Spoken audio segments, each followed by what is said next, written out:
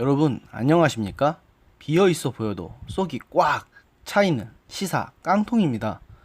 오늘 여러분들과 함께 다뤄보고자 할 주제는 황교안 대표의 아들과 관련된 문제입니다. 황교안 대표는 지난 20일 숙명여대에서 열린 대한민국 청년들의 미래와 꿈이라는 특강에서 학점도 채 3점이 되지 않았고 토익도 800점대 정도였던 청년이 있었다. 정말 보잘것없는 스펙이었지만 다른 자신의 강점을 어필해서 대기업에 합격했다. 그 청년이 바로 우리 아들이다 라고 말씀하셨습니다. 실제로 황교안 대표의 아들인 황모 씨는 지난 2011년 대졸 신입사원 공채를 통해 KT에 입사했고 당락을 최종 결정하는 임원 면접에서 만점을 받은 것으로 알려졌습니다. 그런데 황 대표의 아들의 최종 학력이 어딘지 아십니까? 연세대학교 법학과입니다. 사실 저는 어지간하면 학벌로 사람들을 평가하는 것을 싫어하지만 연세대학교 법학과를 졸업했다면 최소한 학창시절에 공부를 열심히 했다는 건 알 수 있지 않습니까? 게다가 이 발언에 논란이 되었다는 사실을 황교안 대표가 인지한 다음에는 최종 학점이 3.29, 토익은 925점이라고 정정했습니다. 그리고 저 학점과 토익은 군대 가기 전에 학점과 토익 성적이었다고 해명했습니다. 하지만 그럼에도 불구하고 언론에서는 황교안 대표가 거짓말로 청년들을 기만했다는 식으로 프레임을 짜서 공격하고 있습니다. 그런데 당시 황교안 대표의 발언 전체 요지를 보면 황교안 대표께서는 스펙도 중요하지만 그보다는 능력 개발을 통해서 자신만의 장점을 어필해서 면접과 자기소개서에서 인상을 남기는 것이 더 중요하다는 것이 주된 요지였습니다. 실제로 강연 전체 발언 중에서는 이 청년이 고등학교 다니면서 영자 신문반 편집장도 했다. 외국도 다녀오지 않았다. 또 장애 학생들과 비장애인 학생들을 연결해주는 일을 해 보건복지부 장관상 등 상도 많이 받았다라는 부분이 있습니다. 이것만 보더라도 황교안 대표가 진정으로 청년들에게 하고 싶었던 말은 남들이 다 쌓는 스펙을 쌓기보다는 자신만이 가질 수 있는 장점을 발굴하는 것이 더 중요하다는 것이었다고 생각합니다. 사실 이 발언 자체만 놓고 본다면 크게 공격받을 부분은 없다고 생각합니다. 하지만 황교안 대표께서 아들의 스펙을 축소해서 말한 부분은 논란거리가 되었다고 생각합니다. 더구나 하필이면 그 자리가 대학생들을 모아놓고 강연을 하는 자리였기 때문에 일이 더 커질 수밖에 없었던 것 같기도 하고요. 이 부분은 황교안 대표께서도 경솔하셨던 것이 맞다고 봅니다.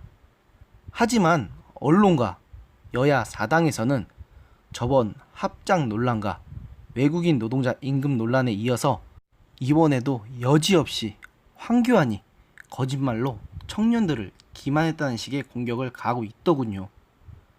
참 잘들 하고 있습니다.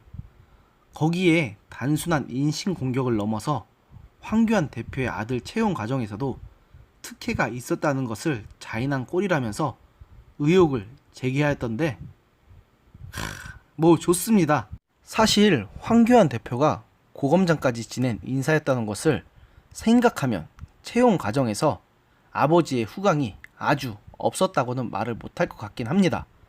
하지만 그건 명백한 증거 자료가 있어야 하는데 황교안 대표의 아들이라는 이유만으로 특혜를 받았다는 건 참으로 이해가 가지 않습니다. KT 측에서 공식적으로 해명 자료를 공개한 것도 아닌 이상 그것들은 당신들의 속된 말로 뇌피셜에 불과합니다. 이 와중에 청년민중당이라는 무슨 듣도 보지 못한 단체가 황교안 대표를 검찰에 고발했더군요. 이들은 아들 스펙 발언으로 황 대표 스스로 채용 비리를 저질렀다고 고백했다는 회개한 말을 하면서 황교안 대표의 아들은 황교안의 아들이기 때문에 스펙이 없어도 입사를 할 수 있었던 것이라는 황 대표의 아들은 KT의 마케팅 직군으로 입사했으나 황 대표가 법무부 장관으로 취임하기 직전인 입사 1년 만에 법무팀으로 인사 이동을 했다느니 군대에서도 이례적인 보직 변경으로 쉬운 보직을 맡았다느니 온갖 인신공격성 발언을 하면서 황교안 대표를 서울 남부지검에 고발했는데요. 청년민중단 여러분, 당신들이야말로 청년이라는 이름을 내걸고서 부끄러운 짓을 하고 있다고 생각이 안 드십니까? 당신들의 행태는 저놈은 무조건 나쁘니까 털면 뭐가 나올 거야 하는 그런 저질스러운 생각에서 나온 행동으로밖에 안 보입니다.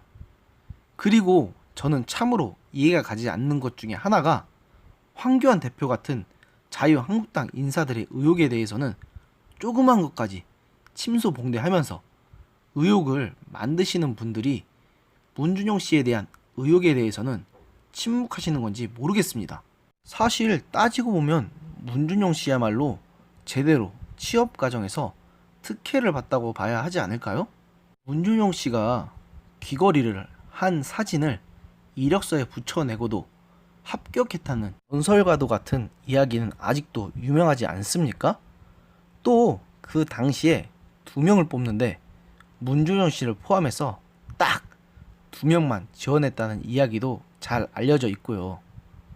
황교안 대표의 아들은 그래도 문준용 씨에 비하면 취업 시점 당시를 기준으로 봤을 때 훨씬 자질을 갖춘 인재였다고 생각합니다. 그런데 황교안 대표의 아들은 아버지가 황교안이라는 이유만으로 특혜를 받을 것이라고 주장하시는 분들은 문준용 씨의 특혜 채용 의혹에 대해서는 왜들 그렇게 조용하십니까? 참으로 이해가 가지 않습니다. 정말 이번 정부 들어서 이런 식으로 상대 진영에 대해서 조금이라도 꼬투리를 잡히는 게 있다면 여야 4당과 언론이 합세해서 여론몰이를 하는 거, 진짜 이제는 말하기도 싫을 만큼 신물이 납니다. 그렇게 한국당과 보수 인사들을 향해서 여론몰이를 하는 분들에게 한 가지 여쭤보겠습니다. 당신들은 얼마나 깨끗하다고 생각하십니까? 자유한국당이 한 적폐짓만 나쁜 짓이고 우리들이 한 적폐짓은 착한 적폐 행위입니까? 특히 노동자 편, 시민의 편이라는 슬로건을 내세우며 진보라는 이름의 가면을 썼던 정의당 당신들은 민주노총 같은 상층부 노동자들이 저지른 폐악질에 대해서는 모르쇠로 일관하면서 청년들의 눈물을 운운합니까? 당신들이야말로 최악의 위선자 집단이고 적폐 세력입니다. 이 와중에 강원랜드 취업비리 의혹으로 인해 검찰에 기소되었던 자유한국당 성동 의원이 1심에서 무죄가 선고되었더군요. 이런 거 보면 이번 정부에서 전 정부 인사 혹은 자유한국당 소속 인사라는 이유만으로 어떻게든 올가매려고 했다는 게 느껴집니다. 단순히 자유한국당 소속이니까 뭐 하나 털면 나오겠지 싶으셨던 겁니까? 이런 식으로 상대를 올가매려 할수록 결국 그 올가미는 계속 당신을 향해서도 날아들 겁니다. 특히 문재인 대통령님, 지금 문준용 씨와 문다희 씨의 의혹이 완전히 해결되었다고 생각하십니까? 천만에요. 아직 해결되지 않았습니다. 이런 식으로 계속 내 주변에 의혹들은 묻어버리고 남의 잘못만 들추는 행위를 계속 하신다면 언젠가는 그 업보가 부메랑이 되어 다시 당신을 향해 돌아올 것입니다. 그리고 그때는 아무리 후회하신다고 한들 당신을 향해 동정이라도 해줄 사람은 아무도 없을 것입니다. 오늘의 영상은 여기까지였습니다. 시사에 대해서 아무것도 모르는 시사 깡통이었습니다. 시청해주셔서 감사합니다. 여러분들의 구독과 좋아요는 저에게 큰 힘이 됩니다. 감사합니다.